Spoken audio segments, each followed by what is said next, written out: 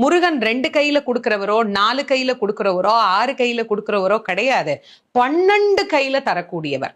கேட்டவருக்கு கேட்ட வரங்களை அல்ல, நினைத்தவருக்கு நினைத்த வரத்தை விட அதீதமான நலன்களை வாரி வாரி வழங்கக்கூடியவர். அவர் 12 கையில கொடுப்பார், வாங்குறதுக்கு நமக்கு தான் 2 கை பத்தாது. அப்பேற்பட்ட வள்ளலாக விளங்கக்கூடியவர் முருகப்பெருமான். அவர் வள்ளல்னா பக்கத்துல இருக்கிற அம்மா சும்மா கிடையாது, அவள் வள்ளி.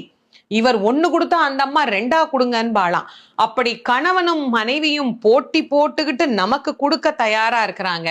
வாங்குவதற்கு நாம் என்ன செய்ய வேண்டும்? அவரை நினைக்கணும். எப்படி நினைக்கணும்? அரை நிமிஷமாவது நினைக்கணும். அரை நிமிஷம் எப்படி நினைக்கணும்? எனக்கு கொடுப்பாரு எனக்கு கொடுப்பாரு எனக்கு கொடுப்பாருன்னு நினைக்க கூடாது. முருகப்பெருமானை உள்ளம் உருகி, அந்த உள்ளம் உருகுகிற போதே நமக்கு அப்படியே கண்களில் இருந்து ஆனந்த கண்ணீர் அப்படியே பெருகும். அந்த கண்ணீர்